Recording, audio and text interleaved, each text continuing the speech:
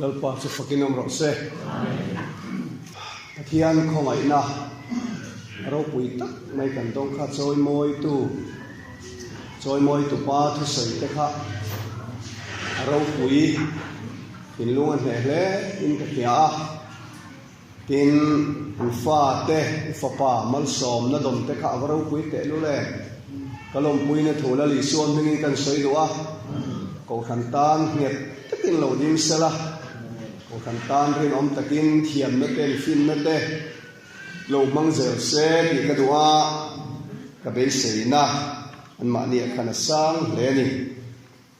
ki kan sei du masa ani koran ho in lo kal tha a dal pai suam mingin chi vai kan buk du chewa ni kum chung kan report kan pelo ka ko kan report te po ni ta sela Mizoram UPC yan ni kum chung kan member thar sang thum chuang lal pan min pe nia sang thum chu tam takan lal pa khongai na nia ten ko kan thar lok hi kom som hi panga ni kum chung in lal pan min pe a kumina hian ko kan thar pakhat lal pan min pe le a khini zo khathar Myanmar le India ram in rina zo khathar Myanmar lam chana zo khian ko kan thar lal pan min han pe le ta tuna he member som thum pahin bulan tan ve me ka lal pa zara kan damanga so ni voi khat te chu khu se than nei pui te po kala tuma lal pan ko kan thar dam po tam zo min la bek der zel kan la be se ni ichuan tuna hian Mizoram UPC member sing sari kan lo chuang ve ta atira sang riat veding bul kan tana tuna sing riat sing sari kan lo chuang ve ta lalpa khomai na ni pastor som pahin tira bul kan tana tuna chon pastor som kuale pakwa kan lo om ve ta khai in ti boi tham kan om tan pathian zara korano in mal kan mal som na kan dong na sen mani kan soya kasaya do chu bial atanga soba pakhat kan be sei hin kuma khan khor som pali le tlem mu kan in be seya sami som hi pani chung khan ma se khor som panga kan cross ania ro puyasin kan din tran tir lai ka ngai tu chuan tu na kan din mun chu lalpa zara niam lam ain he kornian kan lam ala pan zera ku chu alom obani nuai sang khan zanga chuang tu tam de umai nia kini ang ko khan lian lo tan chuan lalpa mal som na ro pui tak ni in ka khia a viren ten pel lawang Mizoram azui ral mai tur kum nga pon dai lawang min ti kan pel thui ta le mai e puar ke ne po kania kumari te kan zuk chena ni kania kumari is a viren te pel ve tak chu ni thian zara an pel ve ze ani hi lali suan ro pui na chang ro se pathian thu kan chiaranga edar khat alo pel to a kaman ho lu tuk don lawa ti tur te dak wa tang dang vak kha kan nga lovin ka khia a melo tong trai pui ola lo ta rong bol na kan nei ti turin chu kan sei du ani kan chin tha lu ka ziak bung som lu ka ziak bung som chang som thuma tangin pathian thui ngai thang Isu na changa tuemo Jerusalem khuwa tangin Jericho khuwa azukal do na suam mangte to lava chumi de chuna silfen ten li sak veka anu vorne ka khile lekin an kal santa a poi thiam tuemo chumi ko ma na zukal khera amu vele kongsir le lama hel tamaya choti ambukin le via chi mi pakhat po in chumi mun cholo thenga amu vele kongsir le lama hel ve tamaya amaro chu samari ramami tuemo azin kalin om na chu alo thenga amu vele akhonga ma anne na avakala alai ka chin sia te anne na avakala apema da chon khiek le uai na le ya atuama ama sachunga achuan tira khual bu ka akal puya ai kolta a te na to ka chon duli pani aphora hol buk veng tu hena pe a lo en kol la hemi ba pai sen song chu ka lo kir le huna koron dul le an che ati a chumi de pathum zinga chon suam mang ho to ka veng tu ber nge ni irin ati a tinani chona khomai tu chu ati a tini suan hena nang po chu ang bok chon va ti vero ati a anena avakala liam tuar amua akhongai ema anena avakala apema phiar le uai na le ya atidamta pi thu mang te khan pathian thuin sir ho don te a lalpana thu kan chiar te hi kan zatan malmin som sagro se samari mi tha te khin thu hi hetiang hi ato bulania dan khetu pakhat isuan nena alo kala zirtir tu chatuana nunna ka neinan enge kati don enge kati tu ki aram zota lali so so de dan zirtir tu inia chatuana nunna neina tur so dan le khabua so en kin nge in zia alo tia chu dan khetu chuan lal pai pathian ri thindung zong zong I tharau zong zong I chakna zong zong in ipmangai turani adot le tu chu nang mai mangai ni veng te poi mangai turan ke hi in sia kani chu chu tuana nun na kani ke turan da dan le khabu in sia dan chu ni atia dali son chu tia ni chon chu tia chon ko kala ni mai lo nang ma in mangai yang chuan I veng te chu ko mangai te che atile a dan ke tu chuan ani lo le ke ma ang taka ka mangai tur ka veng te chu tu te nge ki azon le a ama ai mangai ang taka a mangai tur a veng te a hi fia theinan he samari te khin thu hi lali suna saitani ta chuan amma khop mai mi zo bible a hian kan chiaranga isuna changa tuemo Jerusalem khuwa tangin Jericho khuwa azukal dona suamang te to lova atia atok ma ani akal dona tangin tok tanani marbai bole tinge sia be ka hello kan chiar la dagin laman lo tat tuemo Jerusalem khuwa tangin Jerusalem Jericho khuwa azukal dona suamang te to lova ai siam lai te to kan atok ma te chon suamang te chon asil fe an li saka an vomne ka hile lekin kong sira an kalsan ta a atia te chon chu liam to le kong sira hile ka an kalsan lai chuan chu liam tuar om na chuan pui hiam pakhat alo kala ma se chu pui hiam chon kong sira hela levia chi alo kala chu po chon kong sira hela atizela kan sei fialo ka tu sei tuma fiale zol theinan le kai mali no le satana po pui hiam ti le levia chi hi hil khang hil tu munde wani na a khang ania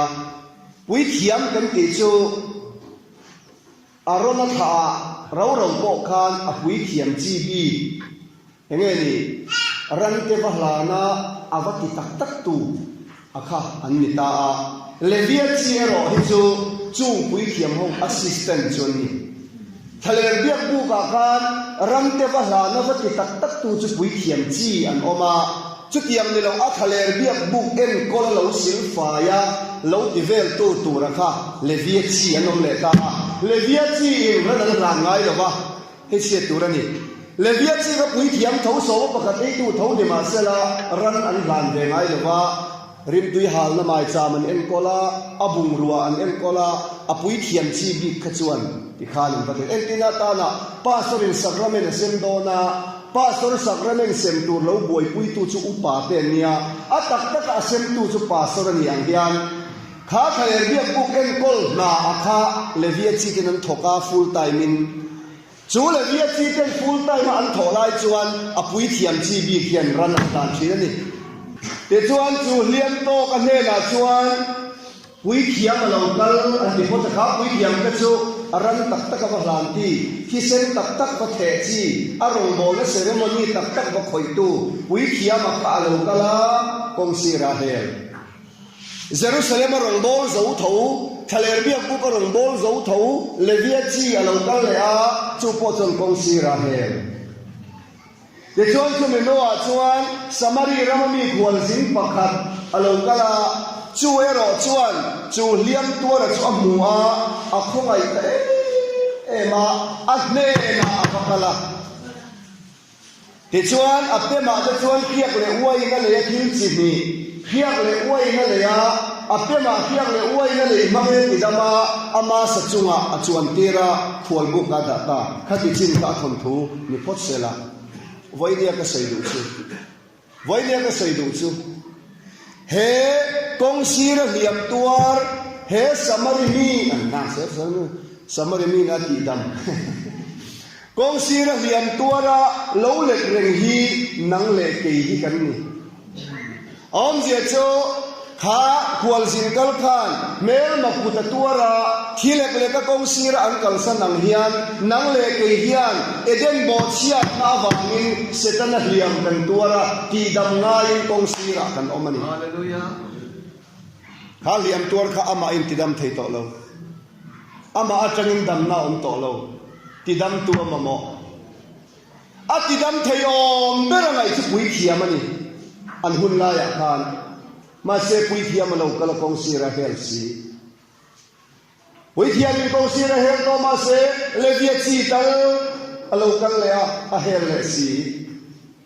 levia chi ten hel ma se pui khiam ten hel ma se samari ramami khwal sin pakhat chuan chu liam tuar chu muwa a khongai ema asne na avakala atidam ta hian ka se lo tiang a liam tuar khanang le ke hi kan lo ni a eden bo chian na wa ni liam kan tuar ma ni kan tidam thei lo ke ma ni kan tidam zo to lo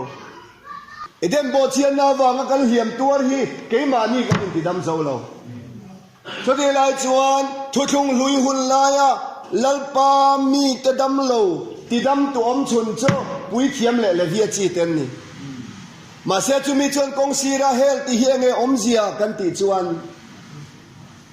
pui thiam ten mian ti dam dan chu ran thi se na in thoi ni le via chi ten mian ti dam dan cho tempula mi te lo kal lo en kol khani ma se pui thiam le via chi de chuan dam lo an pan ve ngai lo thôi trong lui phun la ya pui thiam le via chi ten Israel mi te dam lo an pan ngai lo adam lo zokin pui thiam an pan chi ngai to chiang ru o chulai tak chu ka point du pakhat ani pui thiam te kha thaler biak bu ka rongan bola thanem chu an ngai ma se pui thiamin dam lo an pan ngai lo mun hla tak tak atangin dam lo an in zone pui thiam hnen an pan ngar ngar in zone khen ma nei lo kai chan thi mai ani an ngai to te u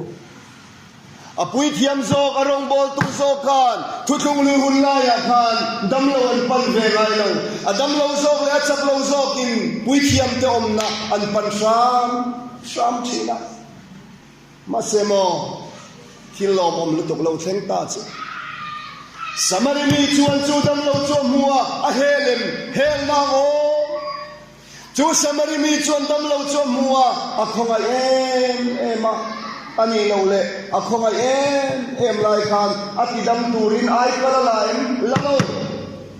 ti dam turin tunge kal a khonga tu nge ka hiam tu ra kianga kal hei kilom ziani thôi trong người quý thiam cái rong bol này mình đi đâm sâu to lắm là việc gì cái rong bol này mình đi đâm sâu to lắm không xí là mình hết to lại mình đi đâm tu đi sao mà đi cha là lý xua cần ta lâu cần ta em cái tiếng là lý xua là sao mà đi cha cần ti chuan samari thì ông gì chú in khapol ti nan Israel ni bok Zentel ni bok kala lo piang ka Samaria ni cho Samari cho hiam tu ra pati dam ta angin kan ta na Samari ni chala ni so hi pachian ni bok mihing ni bok aditat hallelujah pathian le mi khing ni kop pathian fam kim ni bok mi khing fam kim ni bok hallelujah Iswa hi pathian le mi khing ni ya kan tas samari ni ya so chumin ti dam tur na lo kala to chong hui pui thiam in dam lawan pan ngai lo le via chi ken dam lawan pan ngai lo lain kan pui thiam lal ber Iswa chua adam long so tele mun noi num ber te ron pan ta ni himale amen varau pui lalpa fakinom rose amen min ti dam tu rei ngai to malai mun noi num ber ron thang tu lali suam mangai hi aro pui ni nom ni ke ma ni va ngai to ma van mun ro pui kal sana lei mun tom ber ron thang tu mangai hi abas te lu le Unau du tak ipem sam thei donen ni thing tlang ko pakhat kan rong bol na chuan cho thing tlang an medical officer an doctor khan thatin hian avengin dam lawa to kwal chi lo ni an wang ko pang chu tiang doctor chu inen kira lo hun dam do inen non pan hun alo ma ngai la ba alo kal kha lo en kol thau na routine pa ngai ne in chu khuwa chuan in tlo kuala dam lo atlo kual chi hello nia doctor cha an thanga an ngai e mani so doctor cha thengania minan fakani chuan Van mun ro pui kal san min ti dam tu re he ro tham to Yesu hi kan fak he don long hallelujah ani ro le samari mi cha kan dam lo ti dam tu khan ai kala tirem tir na o tunge ti dam tu re kal ta ka ti chon dam lo khoi tu khan lo mi ron kal le pathian hian min ma ema min ti dam tu rin tunge ron tir kan ti chuan amange tak sa pui kan he na lo kal mo le Barau puya lalpa Yesu aming fakinom rose ama nge himin ti dam tur ngalo kalasin an ngai to mate zora mate notice India area a hian pathian thua kanin nia la pathian in khovela mga yeme ma fa pamal nei chuna pe ti han chiar hian min mga yemem tu ni long sok khovela long kal ni tlat ta khiam na hi oma in ngai to ngayen pathian in khovela mga yemem ma afa pamal nei chuna pe hi om dia chu pathian in khovela mga yem ma min mga yemem tu ka tharaw ni awangi taksa pui kan me long kal mole hallelujah min mga yemem tu ka tharaw ni long kal lawa min mga yemem tu pa ka tharaw niya so tharaw sumari ka sugal tani mi khina lo changa min mga yemem tu ka taksa pui kan me na lo kal ni chu etinge la kan sakha in sangaya ne la ka lo Davida tha alo le lalber kum ti ro kan tia mo soi moi tu pa kan ka za thian te la khat chu la in saksi phim phim la tha Davida tha alo le lalber kum ti ro kan sang ngai chon kan sang van la sangam Davida tha aslara ni lo khalai kha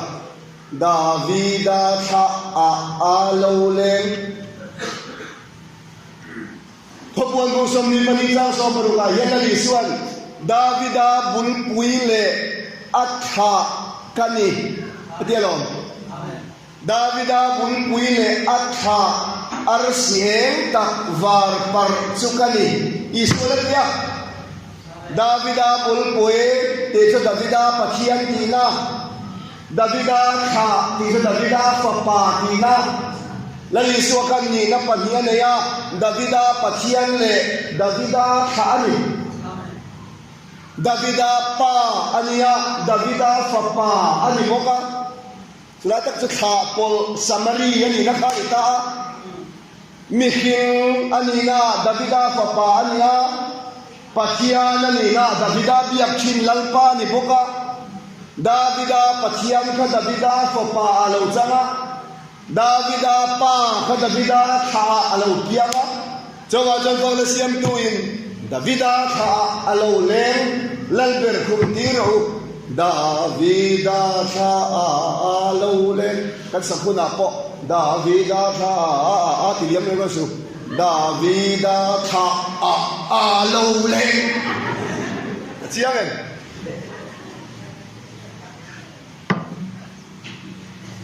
Davida tha alo leng kaman lom chin em Bethlehem alo piang Marihin Joseph ale Marihin ni akoveli na anmu si em ka lela ma chok Davida pathian ni daya Davida pa akha Davida pa alo kala amangi na selon ka in oilo de riabin ka kan share na tengin hoi hera kan in ring hel khai mo thobon du som ni pani cha so pruka kei suahian cô huyền hậu bol de kan heng thu in hen riat tir turin kawan tin ko karon tir ni Davida bun puile atha arse takwan par chakan yetialo Davida bun puile atha arse takwar par acho Davida bun puyakha Davida tha alo pianga Davida biak chin pathian Dal Davida him na kulpui o khoyangi om ti lakan sa kero Davida hum him chin to pathian ka Davida papa lo pianga ama chu pathian ni ya mikhina ni boka lalle chandam tu ni afom hallelujah hallelujah ama chu mi sing le pathian ni lalle chandam tu ni afom hallelujah lal pa pakinom rose coba jono bị sang là đâm lệ vết tao mày bốc xịa phải em in ngày tua ngay em bùi thiêm rong bol na đâm dâu to lâu lệ việt chi cái đâm đôi ở đây ti đâm nằm mình rùa đâm dâu to lâu bùi thiêm cái cô là đi xua cái đi xia cái mấy khu đâm dâu to lâu cả mình ti đâm tu đi samari mi cha ni ngay công mình cần tăng không về lại cái lâu cả lá alo kala kha to moron tira tu thua mo elo kala ni la ama le ama in tlo lo kala ni ya ama le ama in tlo min lo kala tiang kan sai lok te kan khia fia le zo theinan sarmon danga pokala sai thawanga sinai tla lalpa ro ni lara ro puira kha tu ba Israel tan lawa Mose nang mazokin kan na thu soi mai te lalpa o tu ke jon kan lai khangam to lo kan thi do den te ni ka lalpa charo pui ri to ka kan thi do lalpa Mose nang ma lalpa o tu ba ngai tha la kan de nei sei chong mai don nia an kia jon Mose jon lalpa cho ban na ya ni somli le jon somli lalpa kia ka hang chuan alo ho thale lam chu lalpa o han ngai khatu Moses mel po chu an len ngam le chuang lawa avaro puyen pathian ni kero mo voinia po yen lalpa bel tam chi mel chu hai thei lawa sing mole chura chan pur pa hau te mel kan ena in nai fo lawa nyang karing pathian ne hian ni somli le jan somli lalpa kia nga han om Moses mel chwe alo muto to ni Israel te pula nen ngam lo ti mo ina om pastor walte ko ranu par walte eledi piwidi kan sabai ma yen lalpa i nai tharang kha khover sil fe yen min ti moi tak tak zo lo chani kalai ko sei ko du en Mase sa min rim ka hetana ka boy te chon Moses mel po den le ngam tang lo wang khan Moses ne na tu so ya ngai tau sia ato pa chon ti henan ti tani Moses kan ne na tu so donin i melen kan en ngam bok si lo chu wang chuan an tia mo sian an mena tu sei tu ra ba chua don kha ti hian a mai an khu thil ni mo sia mai ka ti hian an khu ta ti hian mo sia mai ka an khu a ti hian mo sian thua sei ta an ngai khangam ta chabani ka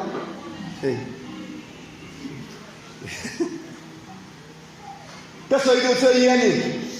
mo sian a mel eng a khu na puan zar phe na mo sian thua soya an ngai khangam chau angin pathian ro pui tak khi a ro pui na in kan me na lo lang sela nang le kin kan ngai ka thei lo chawa chuan pathian ro pui na mel eng lu tu kha puan zarin an hlia hebrai bung soma cho puan zar cho ataksa tinani hallelujah taksa nei loin mi hing taksa puin kan me na lo kala cho a mi hing taksa khan a mel ro pui tak kha hlia mai ania ain khu na puan awangin mo sian hai lawa pero ain khu na puan awangin mo sian hai pha lawa ke ni chuan kan pathian ron in hlia khu na taksa wangin kan lo hai tamai ke ni UPC ten kan hai ve lo hallelujah lal pa fogin om ro se kan van fan nei ve choi moi tu pa ta kha van nei ve a hai lo zina in tel ve ne non ro choi mo hi pe non ro hello bomasin BD degree MTH degree PhD degree IAS mal civil service central service hiam na tangin he pathian thuru ki mu chu thai na ba apo pian ta tan amen apo pian ta tan ni e mausia me ju kuanin an kho puan phe na mausia om puanin mausia ro pui na hia ma se puanin mausia ro pui na hia ma se puan phe na tanga mausia tu soi kha an pom kan pathian hia ro pui na mangin khovela lo kal sela a chandam turten kan boral pha do na wangin ai ronin khu na puana mausia khu na puan chu puan pa nga ni a kan pathian ro pui tak khovela ronin khu na puan chu ataksa khani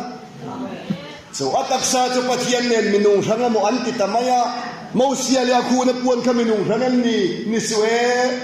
kan pathian ro pui lu to ron in hia khu na ataksa ka minung thang ni laven nang le ke na kan lo biak phak to ka ron ngai thom da zo kan hi hallelujah fia hi ka van du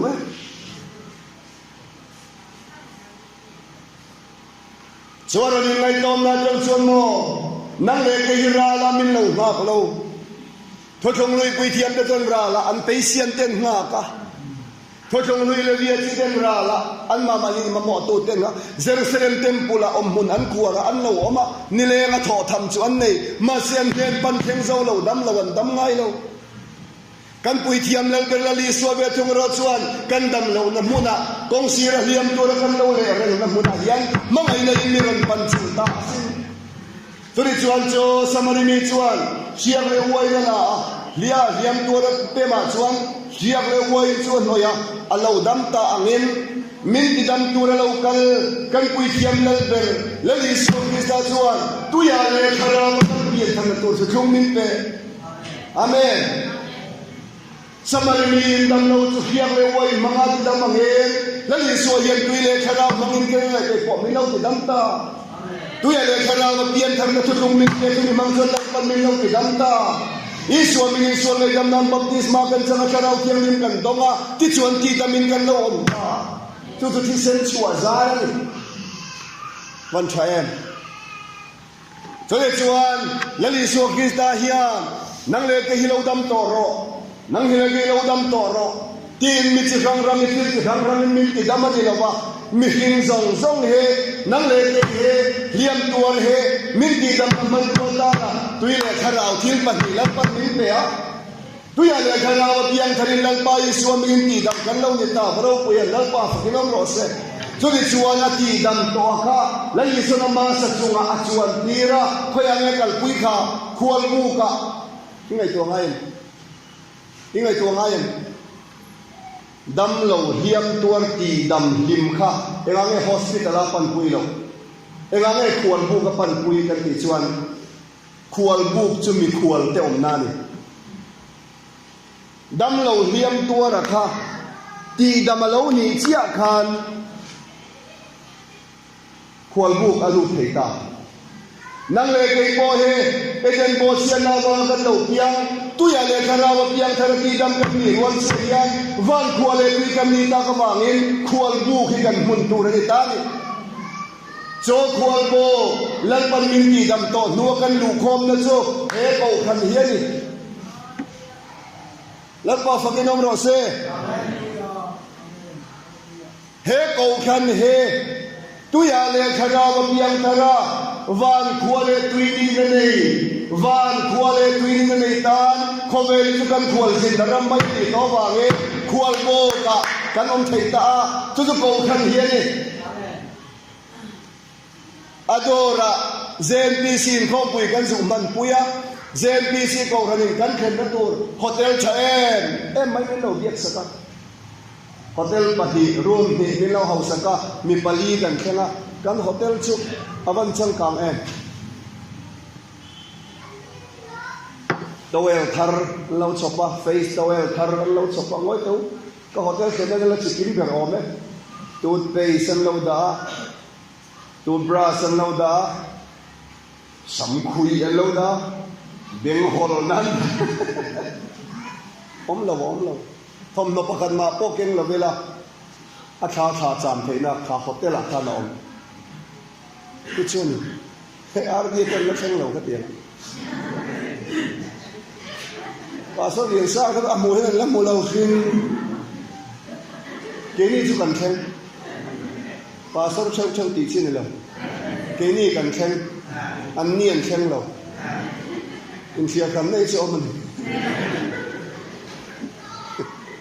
thì bay mù rọt thì về anh sao vẫn tỷ hết anh sao tuy quân đây căn sơi lầu hay đàn về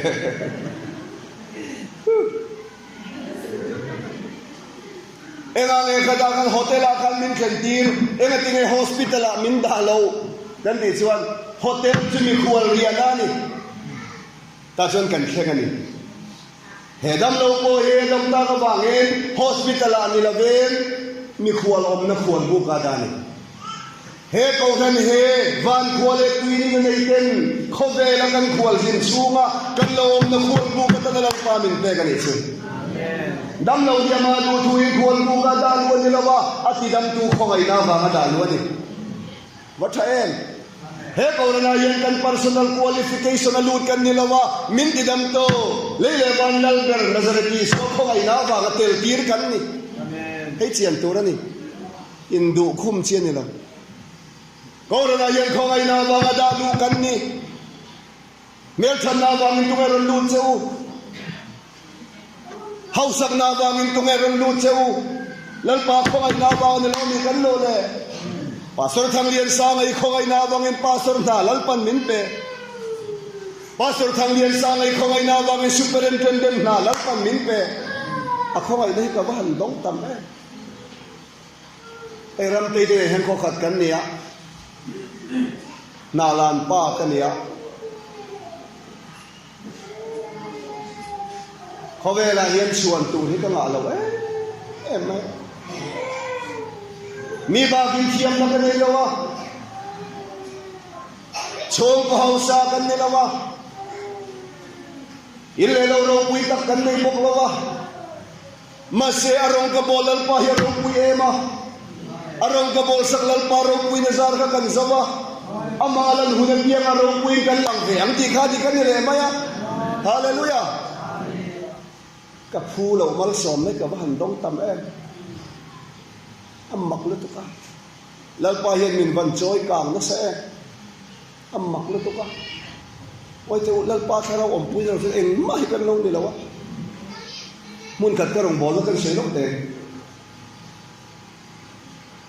zikara ka theni la siru ma ka lo thuak itar pa ka te lo kala kabula ka ron chua khongai mun zala kan speaker khale ke ma pa ka dis ka pi ke ma ka nia kia ini lah bang ni za na mi ka chu khatiang ani lo akit ni za na in khom mo ko te o khom e ka re chiang lo ni za na mi ka cha mel tha akit mai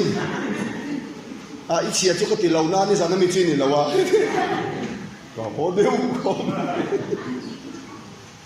ka thenin te ka ko wa en te ka pi hian min shelo ni za na kan speaker ka khom e ati ti maya ka thenin te na chu na ka pi kan speaker ka hielo ani lo ni za na mi mer ka so ngai om hi chu ni lo a chang chu thil dang lo ni lo zana ka jam pulpit la nga lal pan thara bin min lo chen chu kan moi na ni thara wa chei lo chan chala sei to box e min pom lo re mai phi tu ri thu ye kan zing thau ten hadang kan thong man le ne kan lu hi kan siam rual mol an pe lo wan tla ze tla peu an peu tiang chu ne agra pa saruat fel kan su pom dun pe che pe an lo la thu ya ani pe a mai pe he de kan nuai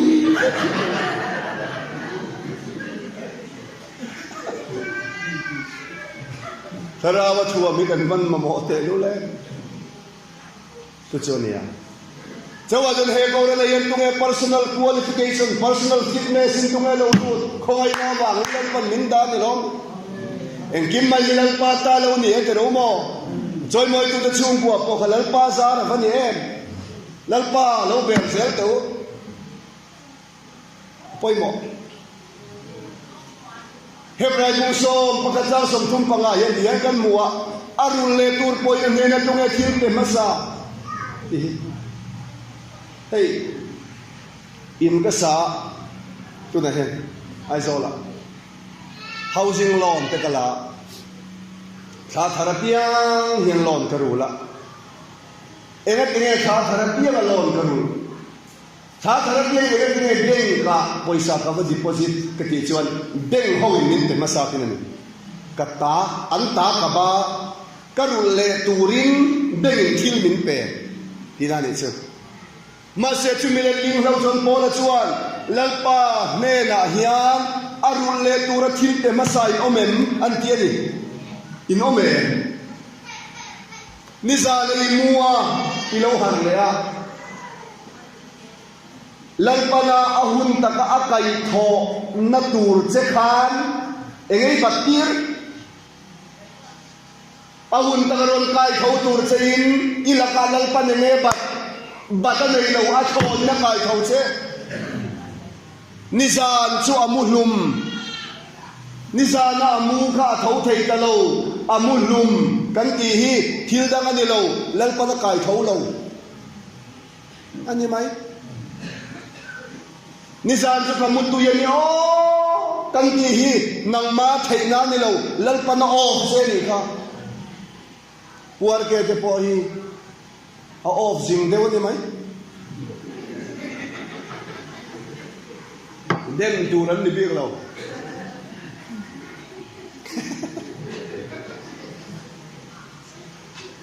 agra le deli ko inkara rela kan chanan nar thei tak tak mai chu vai ho hen makan tie ni o ka kai thau du de si lo lal pa no off thei ni mai ke tu ka mu chu ve lo re agra le deli inkara kan min off lo ni le mai ifa te thok tlai thi te ka hau su an mani thiam lo ni lo a on tlai ni mai ida izing thau ma thin te ka in chuang su a on ma che eng kim mai hilal pa lo ni ti ka sai do ni chu eng kim hilal pa lo ni chuan tur kan lo nei hau lo mai chawa jon he ko hona kan lu theina chan le he khol bu ka kan lo lu ve la chan po hi min ti dam tu khongai ma ka lut kan ni e hallelujah chawa jon nang le ke he khol bu ka mun kan lo chang ve hi kan lom mai tu ra lo ni dong lom ni pang bang ko lu paru atan tripura reng rama thuan reng lal pakata oma e ege ni ser khum huan ne ya a ser khum tam ta te lo a ui em maya a ser khum tam kha Christian missionary pakada pakala kapui ser khum tam sani ka khilang che batia o min khil ro atia som pakhat lal pa ta ni pelotin ni hi batia ka khen nei ne pe tu ra ni ti lal pa ta lom som pakhat chu ka ui hei ne ka pe nga ni mai lo mu lo ti a ser khum tam lo ra a khal a chum chuna tang khan som pakhat pe ta ni mak deu chu aso a ser khum kha aron tha chuak le ta ate lo pui hi te to ka ro pui hi te to ka ama huwa na na zuglu ta ti chu pa chu reng lal pa chu ama huwa na na zuglu ta ayele si po ma ta ser khum po ama phun a huwan ka ama ta liao sarkar an pe to khan azuk tong toya chung thi in lalpa khongai takin i ser khum huwan a hian min lo ter tir ve ta che an ngai to do lấy luôn lấy chung thì lòng dòng hilal pa ta lâu ni ti cái chiang to chuan em kim ma hilal pa ta lui ngai to lo ba lal pa không ai takin nang ma ser khum huwa ta hian min lo ter tir ve ta che ti hi lal pa tu nei sia cái chiang tu tan chon a om kho pasin cho ga chon tu nge run le tur pe ne na thil pe masa ama chang le ama wang le ama ata em kim ye lo ngomani ama wang in kan nung kan che kan om hallelujah amen tu chuan ni cho bằng chuan he khol bu ka hian khongai na wangin lalpan min tel tir ti hi kanil ruai chiang te a to bera chuan atidam tu khan khol bu ka an en kola zan khatan riat lang ve ni of takan atu ka chuan akal san don ta ni khol bu ka khan adam to akha akal san dona atidam tu chuan alo en kol lang khol bu ven tu ne na duli patni apora hemi mang hian lo en kol zui la apa kai sem jo kalau kir le huna karon rulang se ni khamo ti dam choni to ti dam ani abang khwal bu ka om to ma se ati dam tu lo kir le ma tan khwal bu ven tu ne na chu pa alo en kol zui na duli pa hian porani le min ti dam turin la li so lo kala tu ya le khara wa tian thar ka mangin min ti dama khongai na wang khwal bu ka min da wa na min lon santa min ti dam to wa na min lon santa ke ni khwal bu ka kan oma min ti dam tu min kal santa ka wangen khwal bu ve to ko khan khoi tu ta ne na hian khwal bu gen kol to ko khan khoi tu ta he na hian la li suan tu ya le khara manga ati dam to te kan lo en kol na ta na pathian thu tak le pathian kharau dul pati kai pan min pe amen tharau ko khan kan ni ti awanga pathian thu tak ngai sak mi alowa rau ral lo tu rau ral lo tu thu tak le kharau hi kan duli pati ani chian le tu ra ni NTU UPC tam tak himo an lam ral tam khop mai chan na hun po mang thei lo ko pathu tak tui lo kan nga ni phim khurang chau o ko ranu pa te po pathian thui kan tui pu yang ai ni UPC min chau ta e mai thu takai chang o amin ka soi la bang pa pakat ko ran dang trinitarian ring tu pa upa le pathian thun sai do na an ne lo ta ta bung le chang mang khan chu pa chan a baptism in chan lo ta chuan a van ram ta chu kai ve po ni la nuamin ki chuang om lo a ho riau do chuan lam tur ka ho riau ani cho a jon pathian tu tak le pathian kharau hi 50-50 kan ken tu ra ni anga duli pani kan holang thu tak ringot in kan mi gen dam zo lo kharau ngai kharau ringot in an thiang him zo lo thu tak ngai pathian tu tak le pathian ka rawi in tian legin he khol bu ka hian kan mi ten ko nan kan manga amen thu tak ringot tui tong hian lo zai le kharau lam thil nei lo kan ni chuan kan lama mo bel ti na ni thằng làm thiêu để mất tuy phút ta kami cái xóm dâu đầu cần trần là ngay thì nè cái chỗ cái talent về lâu thì xem này là what này về ngay này hallelujah này về ngay này cho bằng cho nào tu hết tu li pani mang hiền in call giờ thế ang hey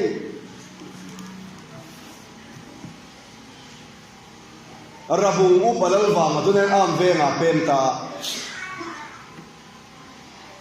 beruala nó ô kan sira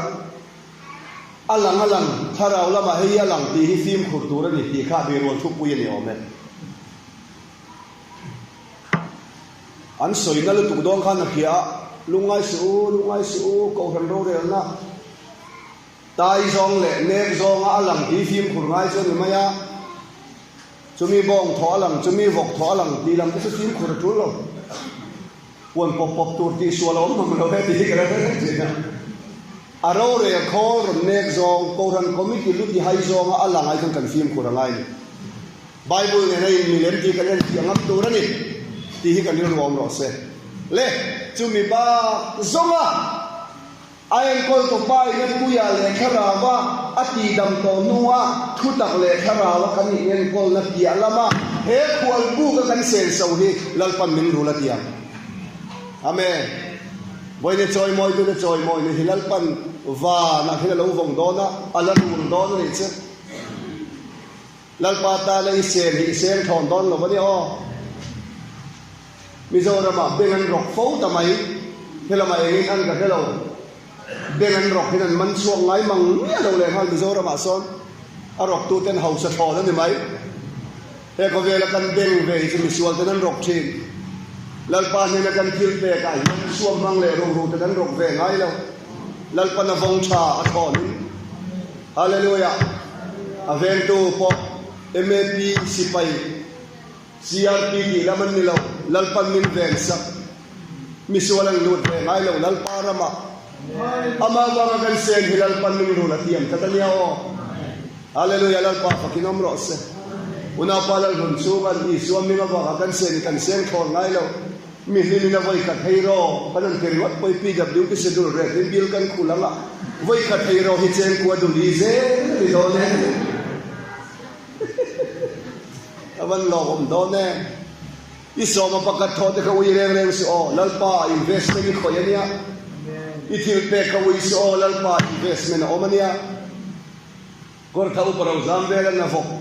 avok hulai tui ku vok kan ke be ko ma chuan terute hi pe a choi moi ni na chap ni leng chap me choi moi tu pa kha wala ena me moi cha le an ti a ke kho thang pa kor tha pa ro zam ve la bo lal pa na lo thung ve ran mai tu ri ka lu ma chi o a vo ki lo thung don lo a vo ka per le ti ni vul seng na ke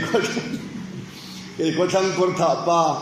ro zam ve la tu ku lal pa na lo thung ran mai tu ri ka lo me ka chap lo thei lo ma ni ti ni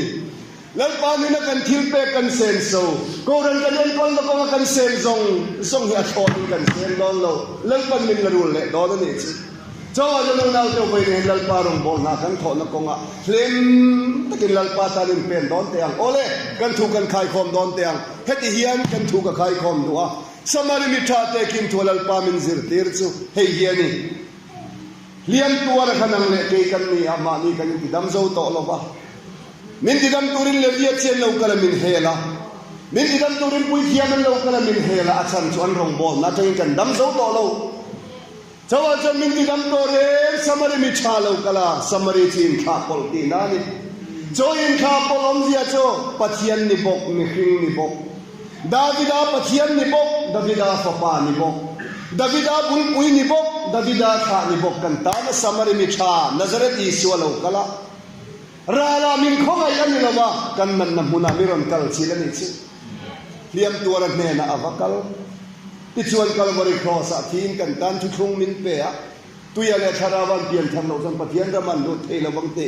kan dam na tur dam doi chi ni lalpan min pe cho tuya le tharawa kan pian thar to nuwa chuan mo khwal bu ka khongai na wang min da chu khwal bu he ko kan hiani he ko na yan nang ma fitness ikin na ba ni lut lo kho ai na ba ni lut ti khia la fim kurro ti tau ra so le ayan ko tu ter lo en ko tin tu ta na duli pani lal pan na pora cho pathian thutak le pathian tharang hian ni he ko ra ni an thutak kan ban san theilo tharau kan ban san theilo ai zol to ki he ko ra ni kan kalang lan ta zara aba zonga ko han ram ta na kan sen hilal pan lo ka huna biron rule do na ni chu amen lal pa fa kinom ro se ai investment kita mapia in loman kan la tam mai don cho ga no na to lal pa ta ni sen khesu ko ran ta ni sen khesu lal pan sin sia ve kan ni hi kan bible min ko bo ni chu le thu thiang lim kan soite lal pan kan za ta mal mi som se ro se amen